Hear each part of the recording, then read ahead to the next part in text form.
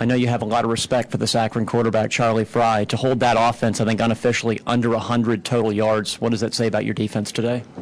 Well, we wanted to play pretty tight coverage and not allow for any easy throws. But this player was 75% completions coming into the game, and one of those being against Penn State, which is, we think is a pretty good club. So we thought we had to play tight coverage, try to get good throughout the course of the game. Thought the players really took the message to heart and did what we asked of them. So when you say what was I pleased about, that's one of the things from a focus standpoint, or from a this is what you got to do in the game type of jobs. Every week we say, look, these are the things we got to get done in the game. It's not just about going out and running plays. And there's certain things we said we wanted to get done in the game, and I thought we did most of those things. There were a few things we didn't do so well. We got the most penalties that we've gotten in a game. Wasn't very happy about that. Coach, last week I think you were asked about Heath Miller, and you emphasized to us Heath Miller's day is going to come, and it seemed to come pretty early today, and he seemed to make a couple of pretty remarkable plays. Well, Heath is always going to have an impact on the game. He had a significant impact on the game last week. Obviously, he had a very positive impact on the game today. He's one of our best players. We try to utilize him as such. Finally, Coach, I know you want this team to play 4 quarters, but just doing I think that the calculation of the score, your team has outscored first 3 opponents at halftime 99-10. When you talk about focus, are you pleased with the way they've just focused right out of the chute thus far? Well, that's been their trait so far, but as I said last week, and I think it's about to come to an end, but the competition is going to get stiffer. Next week, we will play the most physical team that we've played this year. I've already had a chance to do some work on them. They clearly play with the most physical style, with the most physical players. So I think we'll see a little bit of change in the environment here starting next Saturday. Coach, thank you. Guys. You're welcome. You talked last week. You weren't as happy about the way the reserves played on defense in the fourth quarter. That looked obviously a lot better today. I saw some individuals who took to heart what needed to be done as far as stepping up, and I thought that was a positive here today. Yes, Dave. What were the performance goals you had for today coming in? I mean, what were the things you specifically Well, we wanted to get? improve our kickoff coverage. I thought our kickoff coverage had lagged behind our other special teams units. They did a much better job today with that. We wanted to be around the football more on defense, and the 2 interceptions certainly did that. We wanted to get into a few things with the passing game that we hadn't got into previously, which we were able to do today, so I was pleased with that. So there was more than one thing in each unit, but those were principal things with each one of the units. Did you feel as if the cornerbacks, particularly Hamilton, took a step forward today? Well, we didn't have any problems. We had Marcus got up there in a bump, and they tried to go over the top on it a couple times. I thought we were in pretty tight coverage. But, there's a lot of speed that resides down there in the Sunshine State that'll be up here, and I'm sure we'll get challenged with that when the time is appropriate. Coach, it really seemed like you got some pretty good pressure from your down linemen today on defense. Can you just talk about their play? Yeah, the pressure was very good today. Chris Canty had a number of good rushes, a couple of sacks, I believe. Right early on a couple of those sprint outs, Darryl had a couple of really heads-up play to adjust his rush as it would be appropriate to a drop-back pass, and able to get up the field on the sprint-out pass and put pressure on the quarterback and allow the tight coverage to take effect. So I thought the rushers were very alert, particularly in that it's not usual that we see as much sprint-out pass on 3rd down as we saw today. I would guess that probably was because of the pressure that we've been able to bring up the middle. I'm sure they were trying to stay out of get out of the middle of the pocket, but they adjusted well to it, and that helped us a lot. Was it a significant step forward all for you to get in the running game, a couple of long runs? Michael had one Monday, he had, I guess, his longest of his career. Well, I guess you could say that, but I don't necessarily see it as such. Those things are going to happen, and it's nice that they happened, but that wasn't something that we set out to say that we were going to have more long runs. Did you make a conscious effort at all to get Patrick involved in the passing game more than we really didn't go out of our way to get anybody involved. We just let the ball go where it's going to go.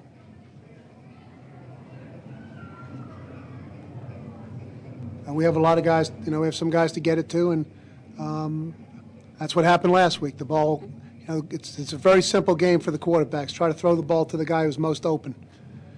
And now it's not so simple to always figure out who that is. And that's what all this reading the coverages and progressions and all that is about. But I thought Marcus did another real good job with it. Got us off to a very positive start. He had a nice rhythm early. Made some plays for his team. He had to make the play, and he's had 4 or 5 of those in every game that he had to make the play, and I thought he did that. I thought the pass to Heath for the touchdown early in the game was very well executed on the part of both of those guys. I'm sure it was a good confidence booster for both of them. Now you're averaging 50.3 points or something like that, and what would you say about Marcus, the way he's leading the team? And he's made one mistake, and that probably wasn't his fault. Well, he threw an interception. Yeah, but it bounced off it. Because he threw it behind him. Okay, so he's made one mistake, and you're averaging 50 points again. We don't like to turn the ball over. Okay, those are all big mistakes. Very good, very positive. His confidence should be up. He's performed well in the circumstances in which he's been placed. I think we all understand that those circumstances and situations are going to continuously get more rugged for us. But given the circumstances that we've been dealing with, I thought it's gone well, and he ought to feel positive about it. Michael Johnson's a guy who basically went 2 years without a lot of work. Have you seen him growing more comfortable in each passing game as he's gotten the ball more and gotten back into it? Well, we really started seeing that in the spring. Jeff, you could tell that he'd really gotten a good feel for the offense, not just knowing the plays, but really a good feel for the offense. And as you can see, Michael's our fastest player. And so as well as everybody else does with those openings, some of those openings, he just gets through them faster than anybody else. But we've got 3 really good tailbacks, a fullback who's a productive player, and we're going to continue to use all 3 of them in the games as well as the fullback. It looked like one of those tailbacks got popped a few times out there, and the official got an earful from you before halftime on the punt returns. I thought it was unnecessary, and it was an unfortunate situation. It just maybe I don't understand the rules as to what flagrant interference foul is, but when the same person does it 2 times in a row, I think you can probably, most of us could figure out the intent. But obviously he and I had a different interpretation of the rule. It's pretty early, but What's the difference in the defense now and this time last year, Al? Well, I think we continued to be faster, Jerry, but I really would respond more particularly to your it's pretty early part. Obviously we have a defense that I think should be one of the strong points of the team. I continue to say it, but it's really what I feel is that the big tests are yet to come. But to really do something, we'll have to have some big games on defense. But The guy from the AP made some disparaging remarks about your punting. Was it a tough punting day down there with the wind? Or? No, it didn't seem, the wind didn't really seem to be a factor in the game today. We had a couple kicks that really helped us with their first punt. Was as I'm talking about field position where Sean dropped the ball on the 1. That was obviously very significant. And I thought showed the growing knowledge of the game. I thought our student body was very knowledgeable as to the situation, and was very vocal, as a home crowd should be when the other team is trying to take the ball off their own 1-yard line. I thought that they were really into the game, and there's a lot of times I only remotely I'm tuned into what goes on in the environment, but they broke through my concentration. I could hear how loud they were at that particular time. Pardon me? Going for the safety? Or? Just the general noise level, which makes it pretty hard for an opposing team to start the game calling their signals in that particular circumstance. We've been talking all week about the weather. You feel like you wasted a lot of time looking at the weather forecast this week? Actually, I didn't look at it yesterday, and I didn't look at it Thursday. I looked at it at the 11 o'clock news last night, so I didn't really spend that much time on it. We make any alternate plan, any weather plans. We're just going to wait and see what the day brought. And obviously, it brought a beautiful day. Does it become increasingly challenging to make sure your players, you get their attention during the week when you keep just blowing these people out? I think these players came into the season with a particular focus, and it was on the big picture, Hank. And they've got a good passion for the game and a good purposefulness about them. And they know the big tests are coming up. Their focus will stay pretty sharp. You sound like you welcome the fact that those tests are coming up soon. Do you feel like you got as much out of this portion of the schedule as you could have? Well, yeah, Jeff, the way I've looked at it is, we can only do with what circumstances were. If we'd been playing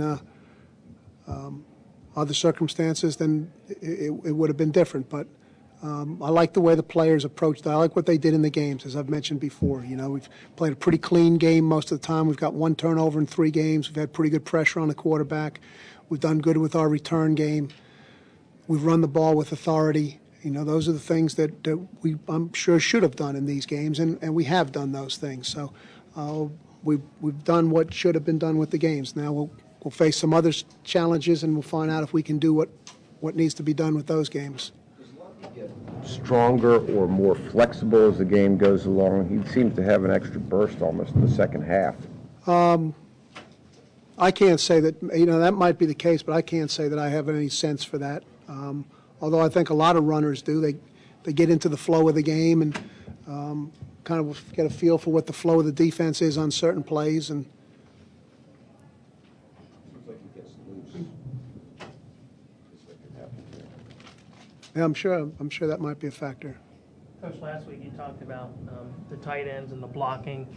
It really seemed today that both your running backs and your wide receivers really did a nice job with their blocking. I know Johnson had a big block that got Sandy loose on that late one, and I think Emmanuel Myers had a great block on Lundy's 3rd touchdown.